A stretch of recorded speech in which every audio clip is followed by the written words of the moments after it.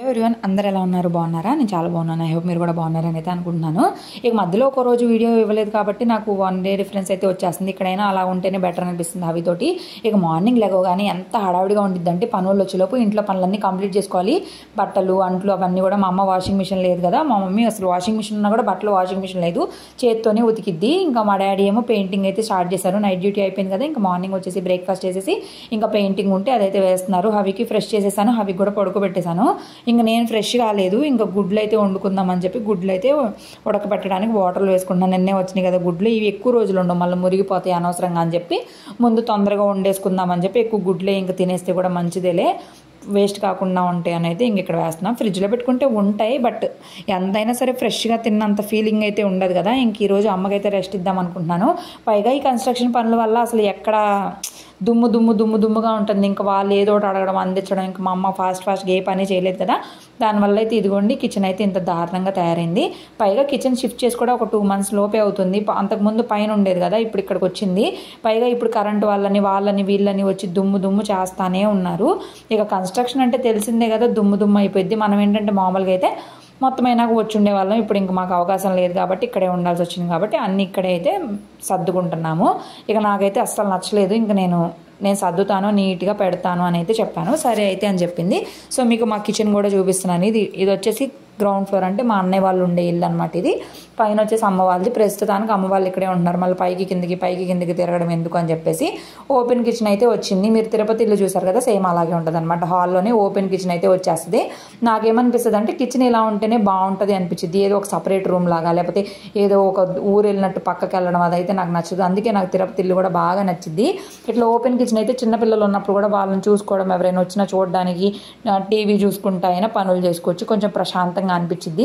ఇక కిచెన్ అయితే ఎంత దారుణంగా ఉందో అన్ని కవర్స్ అవి ఇవి దుమారం ఇంకా మోటార్స్ అని ఇంకా అంటే కరెంట్ సామాన్లు అవి ఇవి కూడా ఉండిపోయినాయి ఇక ఇవన్నీ తీసి సర్దే అంత ఓపిక అమ్మకు ఉండదు కదా ఇంకా పనులకి ఏదో ఒకటి అందించడం మళ్ళీ కాఫీలు పెట్టడం ఇక అయ్యే సరిపోయిద్ది ఇంకా కొంచెం టైం దొరికితే రెస్ట్ తీసుకోవాలనిపించింది కానీ పెద్దవాళ్ళకి ఇంకా పనులు చేసుకోవాలనిపించదు పైగా ఎలాగో దుమ్మే అవుతాయి కదా ఇంకా సర్దుకున్నా ఎందుకులే అని కూడా అనిపించింది ఇంకా నాకేంటంటే నాకు నచ్చలేదు ఎలాగో నేను వచ్చాను కదా ఏదో ఒక హెల్ప్ చేద్దామని చెప్పి అయితే ఇక్కడ స్టార్ట్ చేశాను సో వీడియో అనేది కొంచెం ఫాస్ట్ ఫార్వర్డ్లోనే పెట్టేశాను మరీ స్లోగా చూపించినా కూడా మీకు కూడా చిరాకు బోరింగ్గా అనిపిస్తుంది కదా పైగా ఇప్పుడు మన వీడియోస్కి హైప్ అనే ఒక ఆప్షన్ వచ్చింది సో ఎవరైనా కానీ కామెంట్ చేసినాక కింద ఇట్లా పక్కకి స్క్రోల్ చేస్తే కామెంట్స్ పక్కన దానికి హైప్ అనే ఆప్షన్ వచ్చింది దానిలో హైప్ అని నొక్కారంటే నా వీడియోస్ అనేది ఎక్కువ మందికి రికమెండ్ అయ్యే ఛాన్సెస్ అయితే ఉంటాయి కాకపోతే దీనిలో వచ్చిన ప్రాబ్లం ఏంటంటే 1 weekకి 3 times మాత్రమే మీరు హైప్ ఇవ్వగలరు మీకు ఏ వీడియో నచ్చినా సరే ఒక 3 times ఇచ్చారు అంటే కనుక మళ్ళీ 1 week వరకు ఇవ్వడానికి ఛాన్స్ లేదు సో జాగ్రత్తగా అయితే వాడుకోండి నాకు మాత్రం ప్లీజ్ హైప్ ఇవ్వండి ప్లీజ్ సపోర్ట్ చేయండి యాక్చువల్గా నేను ఆప్షన్ ఈవినింగ్ చూసాను అప్పుడే మార్నింగే ఒక సిస్టర్ అయితే నాకు హైప్ ఇచ్చేసానని కామెంట్ చేస్తారు నాకు చాలా హ్యాపీగా అనిపించింది ఇంకా యూట్యూబ్ వాళ్ళు స్మాల్ క్రియేటర్స్కి చాలా మంచి ఆప్షనే ఇచ్చారేమో అనిపించింది నాకు ఇంక ఇక్కడ అన్ని సరుకులు పొట్లాల్లో కవర్స్లో ఉన్నాయి కూడా బాక్సుల్లోకి సర్దేసి ఇక్కడ ఉప్పు కారం పసుపు ఉండేలా చూసుకొని మిగిలిన అన్ని కూడా పైన ర్యాక్స్లో పెట్టుకున్నా ఇక పనులకి కాఫీనే పెట్టిస్తుంది కదా అమ్మ ఇంకా కాఫీ కప్స్ అలాగే ఇంకా బ్రూ ప్యాకెట్స్ మాత్రము స్పూన్స్ ఆ ర్యాక్ ఉంటుంది కదా దానిలో పెట్టేసా ఇంకా పైన కనిపించకుండా నీట్గా ఉంటుందిలే అని చెప్పేసి ఎంతైనా కానీ ఇట్లా నీట్గా సర్దుకుంటే ఆ వచ్చే ప్రశాంతతే వేరు నాకైతే భలే పీస్ఫుల్గా అనిపించింది కిచెన్ అనేది ఎప్పుడైనా కానీ నీట్గా ఉంటేనే బాగుండిద్ది మనశ్శాంతిగా ఇంకా అంతకుముందు నేను పెద్దగా పట్టించుకునేదాన్ని కాదు కానీ ఈ మధ్య ఇంకెక్కడికి వెళ్ళినా కిచెన్లోనే మనం ఎక్కువసేపు ఉంటాం కాబట్టి కిచెన్లో ఖచ్చితంగా టైం ఎక్కువ స్పెండ్ చేస్తాం కాబట్టి కిచెన్ నీట్గా ఉండాలి ఇక్కడ వచ్చేసి గృహప్రవేశం టైంలో ఇంక ఇంటి దగ్గర వాళ్ళు క్లాక్స్ అయితే గిఫ్ట్స్గా ఇచ్చారు ఇంక ఇవి కూడా ఇక్కడే ఉండిపోయినాయి ఇవన్నీ కూడా లోపల ర్యాక్స్లో పెట్టాయి ఇక్కడ అవసరం ఉండదు కదా అని చెప్పి అన్న అడుగుతున్నాను మళ్ళీ ఎక్కడ పెడుతున్నాను ఏంటి అనేది వాళ్ళకి చెప్పాలి కదా మళ్ళీ నేను వెళ్ళిపోయానంటే వాళ్ళు ఎత్తుక్కుంటారు కాబట్టి ఇంకా మా అమ్మ అక్కడే కూర్చొని హవీని చూసుకుంటుంటే నేనైతే ఇంకా అది ఇది అని చెప్పి చూపించి సర్దుతున్నాయి ఎక్కడ పెట్టను ఏం చేయను అని చెప్పి అడుగుతున్నాను ఇలా పెట్టి అలా పెట్టాను మా అమ్మ అక్కడ నుండి చెప్తుంది హవీని కూడా చూసుకోవాలి కదా హవీ అయితే అసలు ఇక్కడికి వచ్చిన దగ్గర నుంచి నా దగ్గరే తిరుగుతానంటాడు నా చుట్టూనే ఉంటాడు పైగా పని టైంలోనే ఏదో ఒకటి చేస్తాడు ఇక ఏదైనా హెల్ప్ చేద్దాం అనిపించినా కూడా ఇంకా చేయనివ్వడు అనమాట హవి అట్లా ఉంటుంది ఇంకా హవితోటి ఇక పైగా ఇప్పుడు కొత్త ప్లేస్ కదా చాలా అంటే మేము 3 months తర్వాత వచ్చాము ఎప్పుడో రేర్గా వస్తూ ఉంటాం కాబట్టి హవికి కూడా అలవాటు అవడానికి టైం పడుతుంది కొంచెం ఊహ వచ్చిందంటే ఉంటాడేమో తెలియదు కానీ ప్రస్తుతానికైతే ఉంటున్నాడు ఏడవడు కానీ నా చుట్టూనే తిరగాలి అనుకుంటాడు అంతే ఇంకా చూసారు కదా మా అమ్మ హవిని ఉయ్యాల్లో ఊపుతుంటే ఉయ్యాల్లో కూర్చొని ఊగుతున్నాడు అబ్బా ఒక్కొక్క రోజు అయితే చక్కగా ఉంటాడు ఒక్కొక్క రోజు ఏమో ఫుల్ ఏడిపిస్తాడు. ఏది ఎప్పుడు ఎలా ఉంటాడో తెలియదు, కానీ ఇదంతా సర్దేటప్పుడు మాత్రం మెలకుగానే ఉన్నా, చక్కగా సైలెంట్గా ఉన్నాడు. స్టార్టింగ్ పడుకున్నాడు. ఇక ఇది సర్దడానికి నాకు 1 అవర్ అట్లా పట్టేసింది. చూడడానికి కొంచెమైనా నీట్గా దులుపుకొని తుడుచుకొని, ఇంక ఇక్కడ ఇవన్నీ కూడా కవర్స్ చూసారా ఎన్ని కవర్స్ వచ్చినాయో. ఒక పక్కన కోడిగుడ్లు కూడా ఉడుకుతున్నాయి, బియ్యం కూడా కడిగి అయితే నానబెట్టి పక్కన పెట్టేశాము. మళ్ళీ 12:30 కల్లా లంచ్ చేసేయాలి కదా. ఇంకా డాడీ కూడా పని చేసుకొని వచ్చి తినేసి పడుకుంటారు కాసేపు. ఇంకా అవి కూడా తినేస్తాడు తొందరగా అని చెప్పి. ఇంకా స్టవ్ కూడా బాగా మెస్సీగా అనిపించింది నాకు. ఇక మొత్తం క్లీన్ చేసినాక స్టవ్ ఒకటి క్లీన్ చేసేసుకుంటే ఫ్రెష్గా అనిపిస్తుంది కదా. అందుకని అది కూడా అయితే నీట్గా బాగా తుడిచేసుకున్నాను. కాకపోతే వాటర్ పోస్తే వాటర్ పోయే అవకాశం లేదు కాబట్టి క్లాత్తోనే 2-3 సార్లు తుడుచుకొని కడుక్కొని అట్లా అయితే చేశాను. ఇంకా అప్పుడు ఇంకా వాటర్ పడే ఛాన్స్ కూడా తక్కువ ఉంటుంది. ఎందుకంటే ఇంకా మనకి వాటర్ అయితే పెట్టలేదు, ప్లంబింగ్ వాళ్ళ పని అయితే అవ్వలేదు. షింక్లో అంట్లా తోముకోవడానికి లేదు, బయటే తోముకోవాలి కూర్చొని. ఇంక ఇక్కడ చూసారు అవి ఫోన్ మాట్లాడుతున్నాడు అనమాట వాళ్ళ అమ్మమ్మతోటి. పక్కన ఇద్దరు ఎదురెదురు ఫోన్లు పెట్టుకొని మాటలు అయితే చెప్పుకుంటున్నారు భలే క్యూట్గా. ఇంక మధ్యలో వాళ్ళని చూసుకోవడం, ఇంకా పనులు చేసుకోవడం ఇట్లా అయితే చేస్తూ ఉన్నాను. ఇక మొత్తానికి కిచెన్ అంతా కూడా మొత్తం దులిపేశాను. ఇంకా కౌంటర్ టాప్ కూడా ఒకసారి నీట్గా తుడుద్దామని చెప్పి. అంటే బాగా దుమ్ము ఉంది, ఎందుకంటే ఇక్కడ అంటే ఇది అవుతుంది కదా కన్స్ట్రక్షన్ వర్క్, ఆ సిమెంటు అది గాలికి ఎగురు వచ్చేయడము అట్లాగా చాలా ఇదిగా ఒక్కొక్కసారి భలే అవుతుంది. అందుకని చాలా డస్ట్ అయితే పేరుకుపోయి ఉంటుంది. అందుకని మొత్తము ఎంత చీపురుతో ఊడ్చినా కానీ పోనట్టు అనిపించింది నాకు. అందుకని నేను ఇంకా క్లాత్ పెట్టి బాగా తుడిచేసాను. అప్పుడు కొంచెం మంచిగా అయితే అయింది, ఫ్రెష్గా అనిపించింది నాకు అసలు క్లీన్ చేసినాక. మీకు ఎలా అనిపించింది అవుట్పుట్ ఫస్ట్ చూసిన వీడియోకి ఇప్పటికీ అయితే చెప్పండి.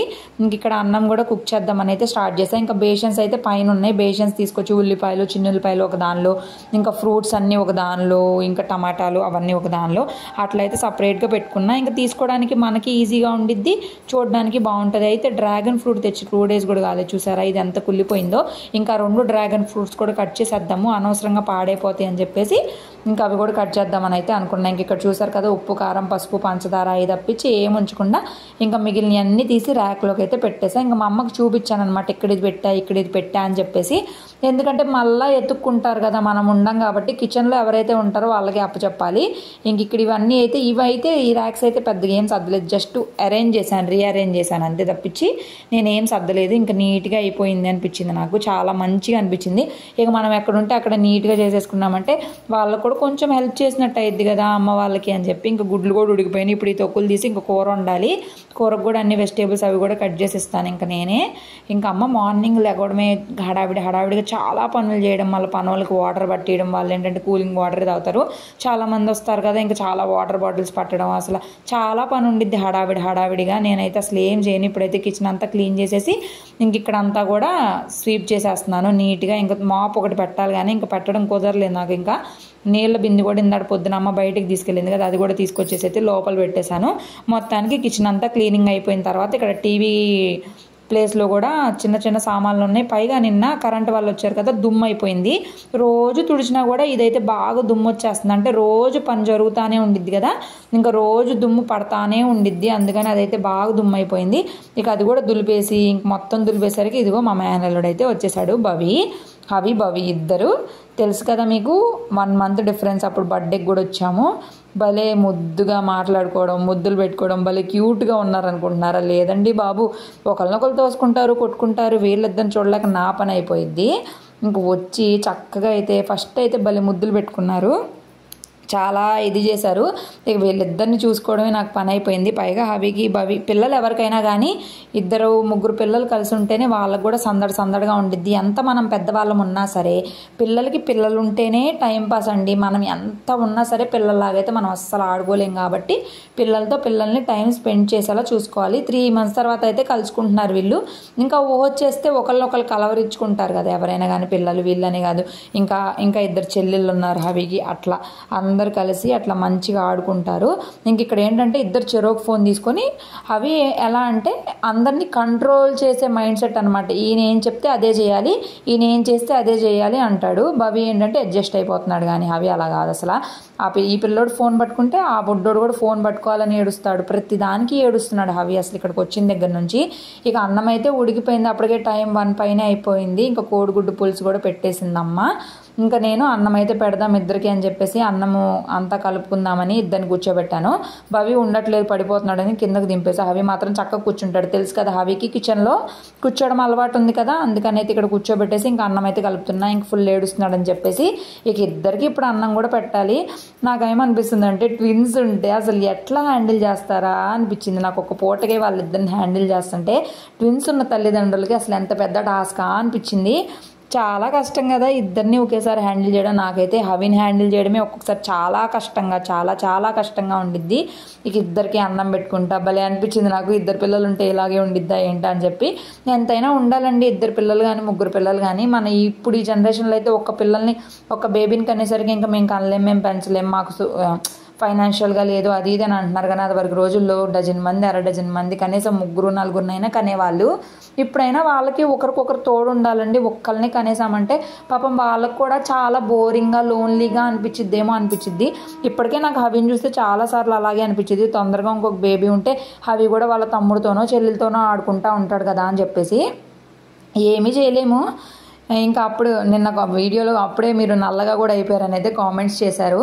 సో నల్లగా అయితే అంటే ఇక్కడ వాటర్ అది చేంజ్ అయిపోతుంది కదా, దానివల్ల అయితే నల్లగా అవుతామేమో. కానీ మళ్ళీ మేము తిరుపతి వెళ్ళామంటే ఒక 1 వీక్లోనే ఒరిజినల్ కలర్ అయితే వచ్చేసిద్ది కదా.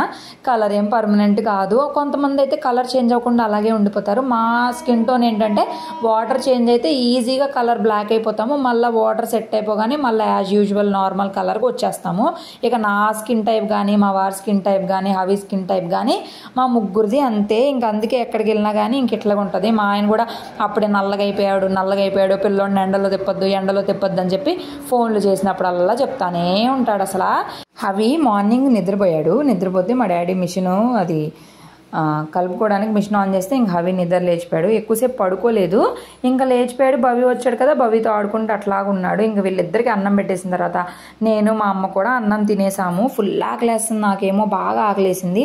అంటే పని చేశాను కదా, అంటే ఇల్లంతా కాదులే, కొంచెం చిన్న కిచెన్ అయితే క్లీన్ చేశాను కదా, దానికి ఆకలి అవుతుందో మరి టైం అయిపోయిందని ఆకలేసింది తెలీదు.